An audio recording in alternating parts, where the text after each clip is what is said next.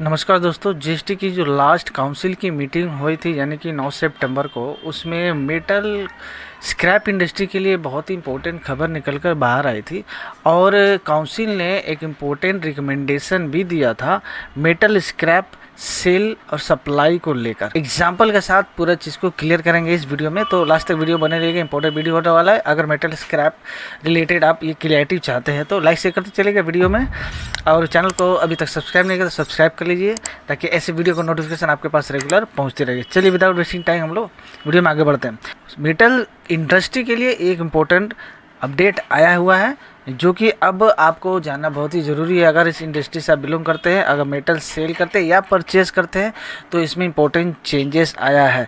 तो चलिए क्या है एग्जैक्टली हम लोग एक बार जानते हैं और इसको हम लोग एग्जांपल प्रैक्टिकल लेकर देखेंगे कैसे क्या करना है, किसको टीडीएस अप्लाई है, किसको आरसीएम देना होगा, किसको कैसे क्या करना होगा। तो वीडियो को लास्ट तक देखते रहिएगा ताकि आपको सारी चीज़ अच्छी तरह से समझ में आ जाए। देखिए ये आया है मेटल स्क्रैप सप्लाई का। अगर अनरजिस्टर्ड पर्सन से आप परचेज़ करते हैं मेटल स्क्रैप को, ये जो अपडेट आया था तो उसमें ही ये चेंज है। उसमें क्या चेंज है कि एज ए रिसिपिएंट अगर आप किसी सप्लायर से माल मेटल स्क्रैप परचेज़ करते हैं, ठीक है, अगर सप्लायर जो है वो अनरजिस्टर्ड है तो आपको अब उस रिसीव्ड को यानी कि उस सप्लाई को आरसीएम में ट्रीट करना पड़ेगा। क्लियर नहीं हुआ? चलिए हम लोग एग्जांपल ले लेते हैं यहाँ पे, ठीक है। हम लोग इसको एग्जांपल में लेकर चीज़ को समझने की कोशिश करते हैं। यहाँ स्क्रीन पे जैसे आप देख पा रहे हैं ना, ये एक सप्लायर ए है और यहाँ सप्लायर बी है, ठीक है। दो सप्लायर है। पहला सप्लायर ए जो है वो अनरजिस्टर्ड सप्लायर है और सप्लायर बी जो है वो जीएसटी में रजिस्टर्ड सप्लायर है। आपका ये बिजनेस है मान लीजिए, ठीक है। आप मेटल स्क्रैप परचेज़ करते हैं, आप रिसीव करते हैं, आपको प्रोक्यूरमेंट की ज़रूरत पड़ती है, आप परचेज़ करते हैं मेटल स्क्रैप को। तो मान लीजिए कि किसी पर्टिकुलर मंथ में आप परचेज़ किए मेटल स्क्रैप, बोथ यानी कि दोनों कंडीशन में, रजिस्टर्ड सप्लायर के साथ और एक अनरजिस्टर्ड सप्लायर से, दोनों से ही आपने माल ख़रीदा, ठीक है। दोनों केस में ही आपने माल खरीदा।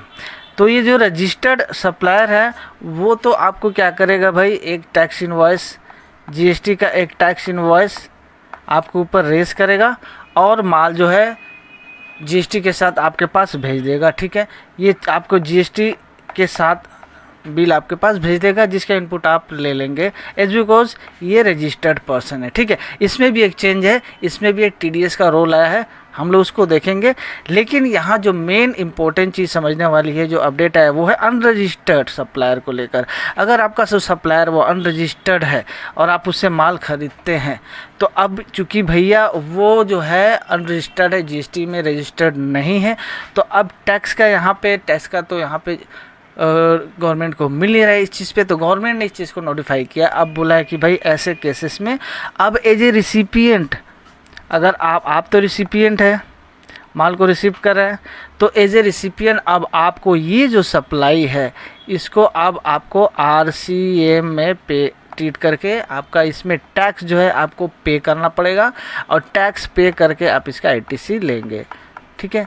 तो एज ए रिसिपिएंट अगर आप अनरजिस्टर्ड सप्लायर से मेटल स्क्रैप परचेज़ करते हैं, ये मेटल स्क्रैप को लेकर, ठीक है, मेटल स्क्रैप परचेज़ करते हैं, तो अब आप उसको आरसीएम में ट्रीट करेंगे और उसी हिसाब से आप उसको आरसीएम में पेमेंट करना पड़ेगा आपको, ठीक है। और इसका पेमेंट करने के बाद जैसे आप अपने जीएसटी 3B में आईटीसी लेते हैं उसका आप आईटीसी क्लेम कर सकते हैं, ठीक है, नो डाउट।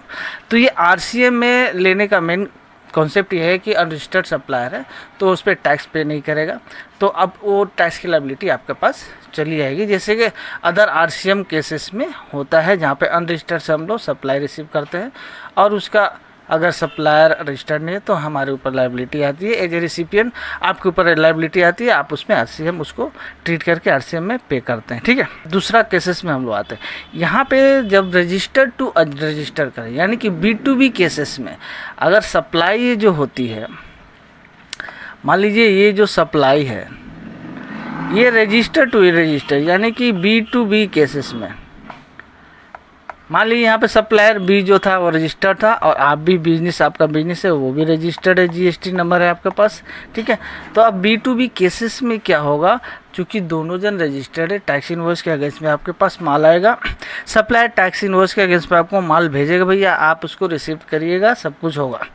लेकिन जब आप रिसीव करिएगा, जब पेमेंट जब करेंगे आपको तो पेमेंट करना पड़ेगा, कोई सप्लायर आएगा तो उसको आपको पेमेंट करना पड़ेगा। लास्ट में माल रिसीव हुआ, उसके बाद आपने उसको पेमेंट किया, ठीक है।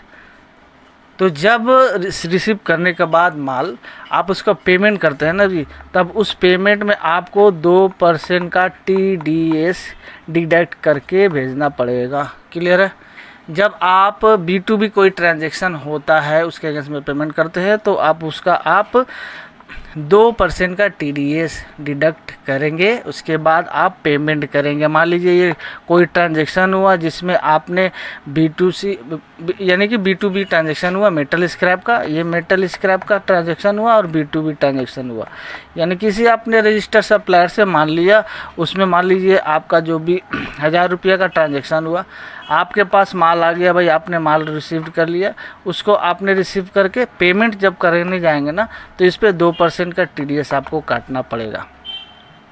2% का TDS यानी कि आप 20 रुपये इस पर TDS काट के आप उसको भैया 980 रुपये आप उसको पेमेंट करेंगे, 980 रुपीज़ आप उसको पेमेंट करेंगे, ठीक है। तो TDS का भी रोल आपको क्लियर हो गया होगा कि जब B2B ट्रांजैक्शन हो, अगर उस मतलब B2B मेटल स्क्रैप का ट्रांजैक्शन हो और उस केसेस में मेटल स्क्रैप वाला केसेस में अगर उसके केस में आप जो पेमेंट करते हैं अपने सप्लायर को जो आपको मेटल स्क्रैप दिया है बिजनेस टू बिजनेस ट्रांजैक्शन में, उस केसेस में आपको जब पेमेंट करेंगे तो उसका 2% TDS डिडक्ट करके अब भैया उसको पेमेंट करिएगा। ये भी एक अपडेट है और ये जो अनरजिस्टर्ड वाला केस है वो आपको अच्छी तरह से समझ में आ गई होगी और दूसरा TDS वाला भी, ये दोनों चीज़ आई होप आपको अच्छी तरह से क्लियर हो गई होगी। अभी भी कोई डाउट है बेशक आप क्वेश्चन कर सकते हैं कमेंट बॉक्स में। वीडियो कहीं पर ख़त्म करते हैं, मिलते हैं नेक्स्ट वीडियो में। वीडियो कहीं से भी अगर इन्फॉर्मेटिव लगी तो शेयर जरूर करिएगा, एक लाइक जरूर कर दिएगा। चैनल को अभी तक सब्सक्राइब नहीं किया तो सब्सक्राइब करके बेल आइकन को ऑल पर सेट कर लिए, बिकॉज इट्स टोटली फ्री, ताकि ऐसे इन्फॉर्मेटिव वीडियो का नोटिफिकेशन आपके पास रेगुलर पहुँचते रहे और कोई वीडियो आपसे मिस ना हो। मिलते हैं नेक्स्ट वीडियो पर, तब तक के लिए थैंक्स।